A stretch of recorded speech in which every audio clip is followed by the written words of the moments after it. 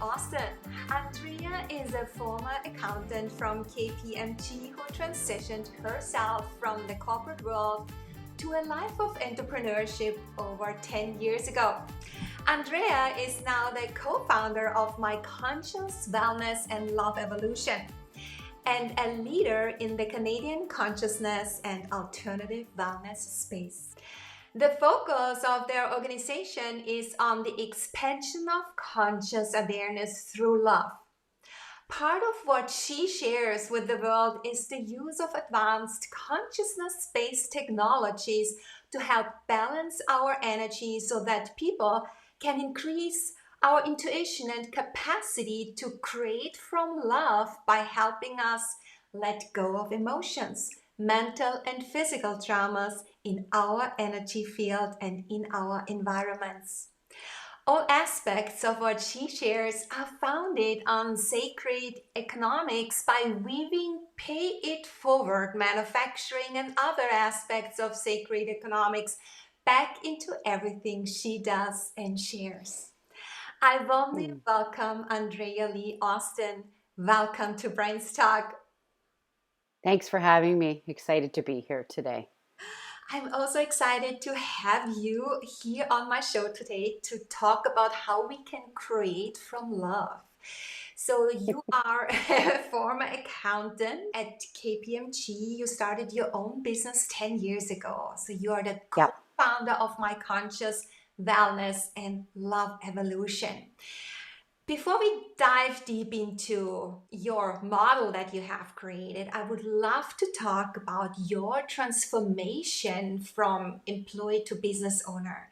How was your journey? How was that? What was easy going? Let us know. I would like to say it was all wonderful and perfect, but it was definitely a ride. But it's interesting. It's not one that I'd ever change my mind. I don't regret at all the 22 years I spent within that organization. And it's funny, I even taught at the University of Toronto. And so what I feel like is all of those experiences gave me the foundational elements for me to then bridge into a life of entrepreneurship, taking the threads of what I learned and what I liked and what I didn't like and dive into the exploration, right, of, I say, finding self and finding a way of doing business that resonates for you. And that's how I see this journey of the last 10 years. And although it's like a roller coaster, right? It's, woo, this is great. Maybe not so much. It's such an incredible journey of finding yourself, which I know that if you have the courage and you're up for that ride, it's one you'll never regret. Yeah, you never regret. Absolutely. And there are these highs and lows and these ups and downs and the wins and the, let's say, the not really failures. It's also important.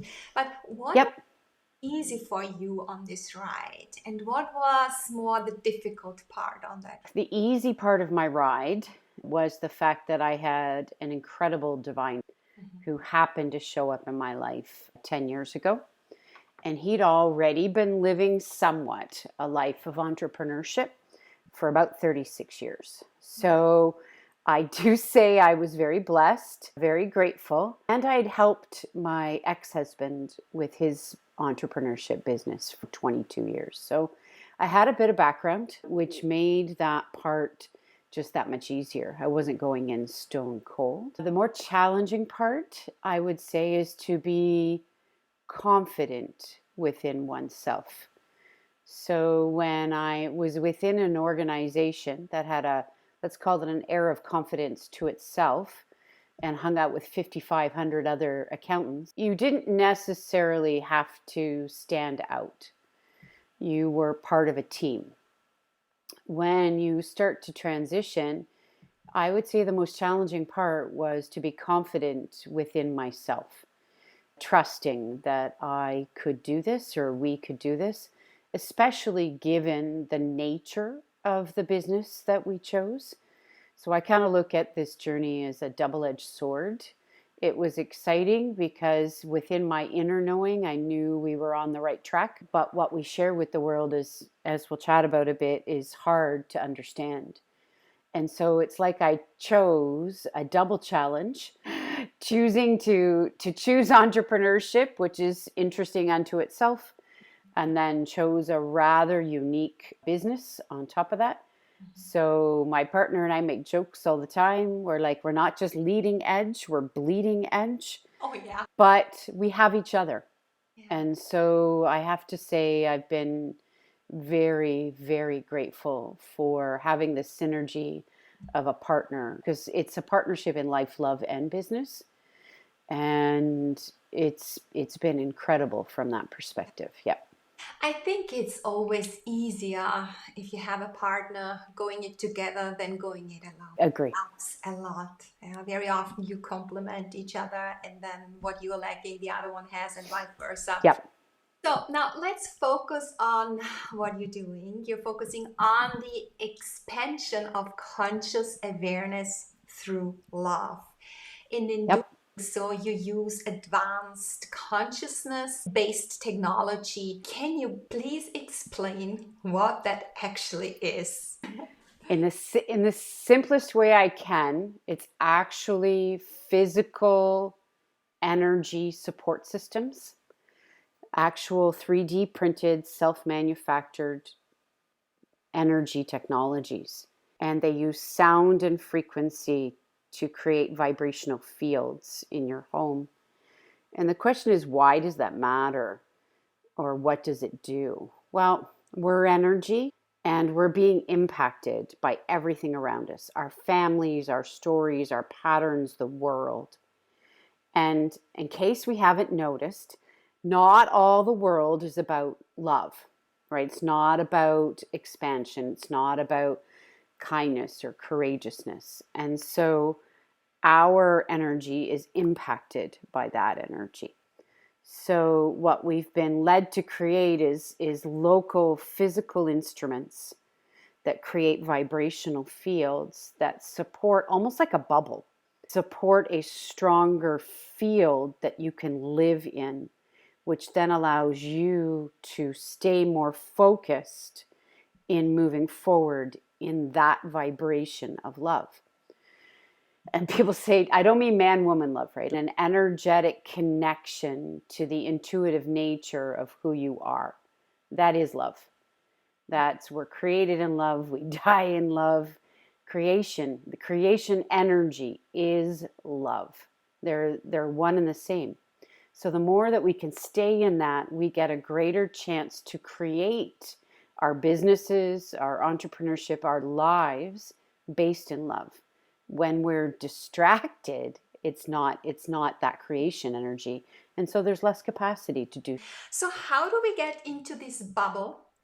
Stay in the bubble of love, move forward with it, and Yep. create out of this bubble whatever we Yep. are here for, what our purpose is. How do we? Yep.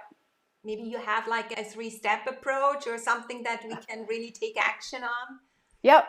I would say, one, to set the intention. If you feel deep down inside that you're here to create, to make a difference, and want a path that is moving from the old to the new, then, to be honest, declaring the fact that you're wanting to create from that expansive state of love is probably one of the most important aspects. Not many people do that consciously and intentionally. And yet I'm seeing lots and lots of people who get the message that I'm speaking. So I see that as an exciting. The second suggestion is, it requires an act of courage to let go. So when we consciously choose to live from that place of intuitive centeredness or love, it requires us to let go of old stories, patterns, and beliefs that are often in the way. Many of those are about limitation, lack, scarcity. And those get in the... How to stay in the bubble? Well, that's a complicated question, I think, because I think there are lots and lots of ways. It'll be different for every person. But I would say find a way that helps you stay in that place of centeredness, whether it be a tool, a place, a person, a community. Find that support system that helps you stay grounded and centered in that expansive state. Not get distracted by some of the other stuff, let's call it, on the planet that's keeping you away from that. I'm not saying ignore it, you get to choose, but the more we can stay in that centered space and create from there, the greater capacity to move forward in our lives and in our businesses. Yeah, so we all Yep. get to choose again and again. And I think it's Yeah. a behavioral thing that we do once we start, and we remind ourselves and Yeah. kind of practice that every day, and Very much so. the awareness. Yeah. And we can really get into that flow of really staying within the bubble. So that is on an individual, on a personal level. So nowadays, it's also more important for big brands like the corporation, the companies, to stand for something, not only personal, Yep. as human beings, but also these organizations to stand for something that has meaning, and brands Mm-hmm. people with this purpose. That goes beyond just Agree. making profits, and creating Yes. something from a place of love infuses this richness of meaning into brands, into personal brands, company brands, services, Agree. causes, yeah? And that connects with our clients' hearts. So do you see that also organizations need to have that, or can apply these conscious-based technologies that you came up with? Oh, 100%. Yeah, I absolutely have had visions of far deeper connection within organizations and its people.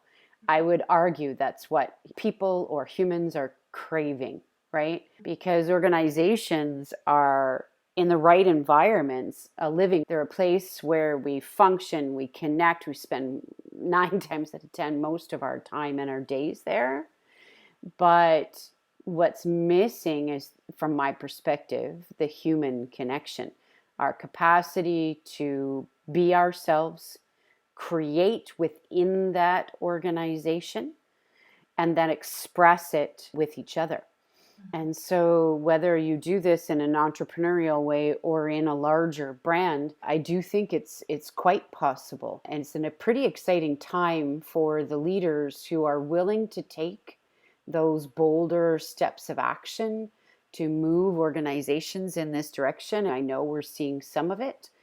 And so it's pretty exciting to watch how people will create businesses from this place of holistic, and I don't mean just a place of wholeness, rather than a broken and a incomplete system that currently exists in many organizations today. Yeah, as you say, it's really about the people. I always say that's the people behind that big organizations that stay for something. Yeah, and the leadership, the workforce, everyone is really living and breathing that values, and what you live inside also reaches the outside world. It's that how you present your organization to the world and what you're here for. So that Yep. it's a holistic approach that matters in that sense. All right. Very much so. Yeah. Good. In that vein, you are also a believer in the sacred quotient of life. Yep. So what is the sacred quotient of life, and how can it help us? It's a great question. So in the moment, that term is the closest I've been able to find to express what I might describe as inner and outer coherence. So often, I'll use the opposite as an example in the moment. Often when we go to work or in our entrepreneurial life or in the organizations that we're working in, we often wear two. It's like we show up to work and we're one thing, and then we go out into the world and we're another. And I call that incoherence because it's like living and a dual life. And I can speak to it because I've done it. And The sacred quotient to me means that we honor all aspects of ourselves within our organizations or the way we do business and the way we do life. So first, it's an honoring within oneself. You're not dishonoring your own values or dishonoring what you believe in. You're not doing it just for the money. Sorry for anybody who's listening to this who disagrees, but I've done it, right? So this degrades, from my perspective, our capacity to truly be ourselves. We're pretending to be something we're not. And so the sacred quotient to me starts with that foundational element of honoring your choices. What is it that you want to do? What is it that you want to create? And what it is that you want to value? And then reflecting that either within your own organization or the organizations within which you choose to partner or participate in. The reason that to me that's critically important is incoherence, not living that way, causes discomfort. It's the reason we get anxious or the reason we get angry or the reason we're not happy, because we're not living authentically from the inside out. And it's not something we're taught right now. We're generally, I'm going to speak to my upbringing, maybe not true for everybody, taught to go out, make money, put it in the bank, then we retire and we live a happy life. And there's an element of falsity that's painted over that for many people. And what I feel is we're moving into a time where people choose not to live that way. And so sacred can mean anything to anybody, right? It can mean a connection to God, or it can mean a connection to yourself. It can mean a connection to your neighbor. It's what you hold and value, and keep that within the choices you make and the things you create in this world. Yeah, I think especially the last couple of years taught us to reflect on our life due to the Very much. pandemic and then the big resignation. A lot of people really, as I say, reflect. What am I here for? They really want to live their purpose, and they might not find it anymore where they are working right now, because there is this divide between who am I as a person and what kind of role I have to play in that organization. Maybe also the value of the organization with my own values clash. And we want to bring both worlds together, which actually is supposed to be, right? So we live to work and we work to live. We bring both together. And yes, this recent trend is showing us the direction of really, being this one person that has a specific idea, a purpose that we are striving for, right? Yeah, I would say the last couple of years, the biggest benefit is a deep questioning of ourselves, really taking the time to self-reflect. And it's funny, when we talk about purpose, you're going to giggle, but I think our only purpose is to be happy.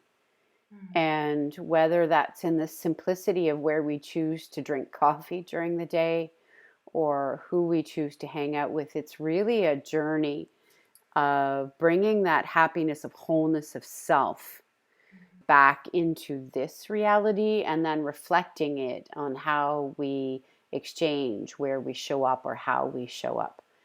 And I would suggest the last couple of years, I'm hoping, has helped people really question, what does make me happy?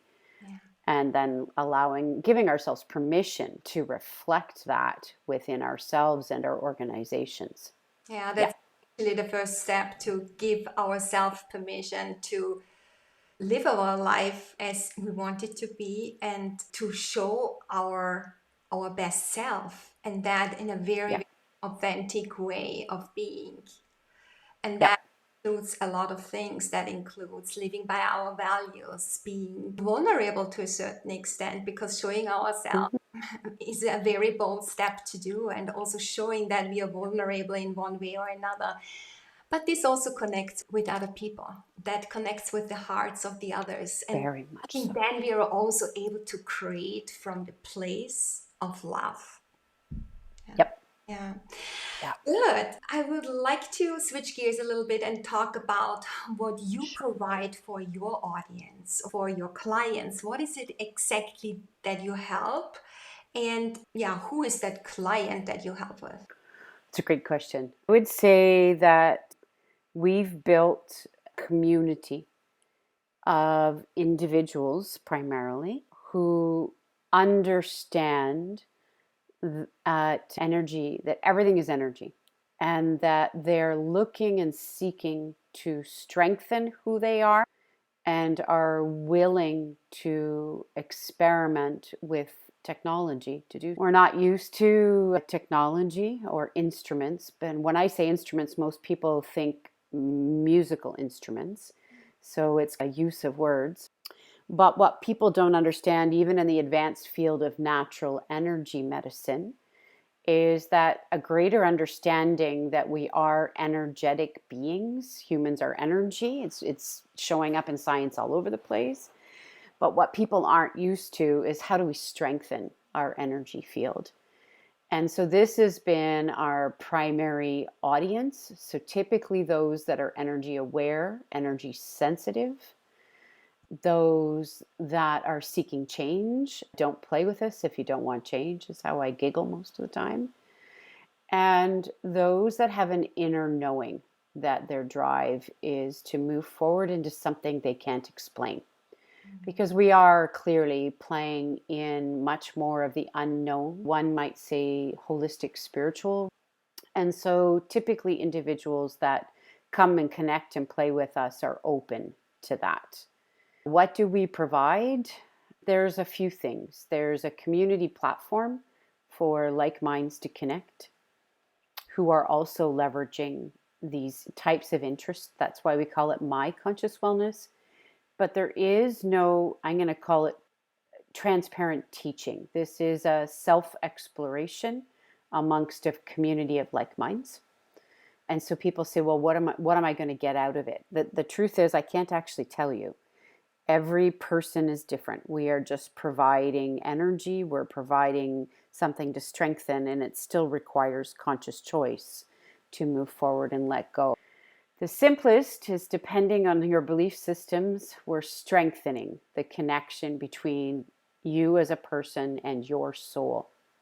So there's a greater chance for you to get clarity to move forward the way you describe in your purpose, your direction that's unique to you. It's not about us, it's about you. Beautiful. Thank you so much. There's one more question I would like to ask you. When you go back to the time when you started out your business, when you transformed into a business owner, what was the branding know-how you had, and what would Yep. helped knowing or having early on, now in hindsight? Good question. I had no branding know-how, that's for sure. There's a couple of things I would say. One is the simplest of message that somebody taught me years later about branding was that you ensure that the brand is a reflection of you, not somebody else's perception of what they think you should be. And that can be interesting, right? Depending on how you choose to present yourself. And I get it. It's easy to present a falsity, back to the vulnerability discussion. So when Love Evolution showed up, about 5 years into our journey, we originally went out into the world as clearly conscious. We used to get a lot of cross eyes. We still do on branding around love and why it matters. And so we moved away from that brand for a number of years. And we laughed one day because we weren't being true to ourselves. The one thing that my partner Bill and I, when we met, understood, that love and only love mattered. I'd never met anybody who could get that to his core. But when we swayed away from that authentically showing up, we weren't presenting to the world who we really are.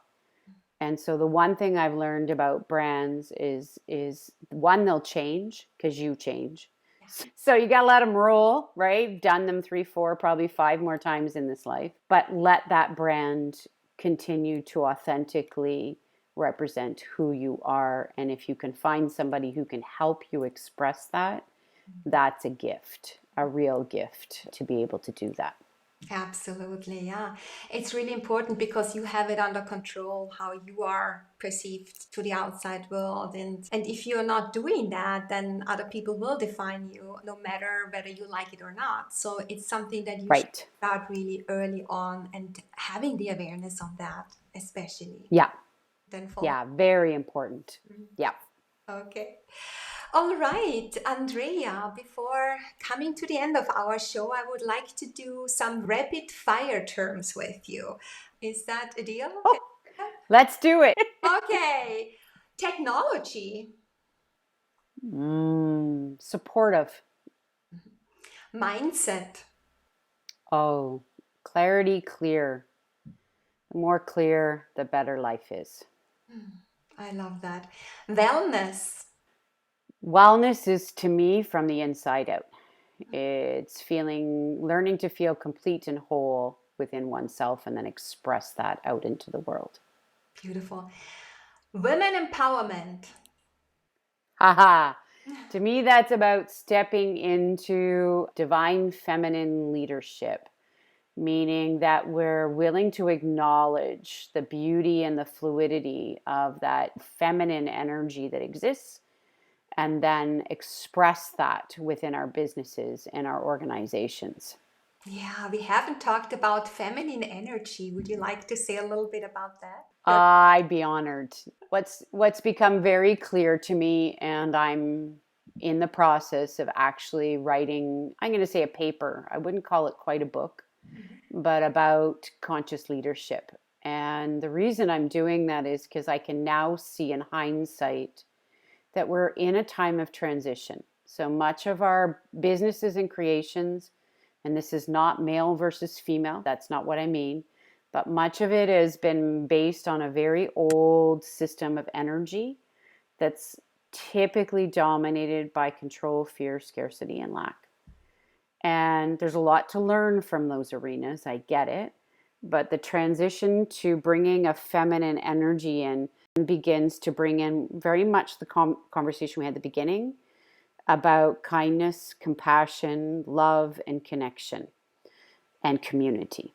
And so what I see is a bridge stepping in. I met a lot of women who want to start a business, but are either afraid to because they don't want to do it like men, or they step into it with the greatest of intentions, but then are often influenced by that old male energy. And then they start to show up as men. And I know I did it. So I'm not speaking to anything I have not lived. Yeah. And so there's very core principles when you start to bring a feminine energy into a business that I think are critically important. And I'm writing about that because we've been integrating that into our business. So I'm reflecting what we're doing and watching what others can do as the same. I would love to read the final paper about that. Happy to share when she's done. Exactly. And last but not least, the last term, brains. What do you associate with brains? Brands are almost like the energy, the connection, the representation of what it is you're creating to the world. And it's far more energetic than people realize. People are really waking up to the integrity and the intuitive aspect of who they are. And when you can create a brand that's in integrity with who you are and what you're wanting to create in this world, people feel it. They get it. That's what they're drawn to. They just have an inner knowing. And what I'm witnessing is people are willing to follow that. I always say, don't present a false front. Present who you are in your brand and trust that the people that are meant to come and play with you will show up. Awesome. I love that. Thank you so much, Andrea. Yeah, Andrea, You're welcome. where do people find if they want to get in? Yeah. The easiest way is to actually go to mycw.ca, My Conscious Wellness, or look me up on LinkedIn at Andrea Leigh Austin. You're going to start seeing me talk and write about sacred business again. Pretty excited to be presenting that to the world and challenging women to look at how we run our businesses and bring that into the world more solidly. Beautiful. Thank you. Thank you, Andrea. Yeah. You're welcome. Thank you also for being my guest today on BrandsTalk. Having you here was a true pleasure. And how we can use advanced conscious-based technologies to create from love. Thank you, Andrea. Have a great day. Much love.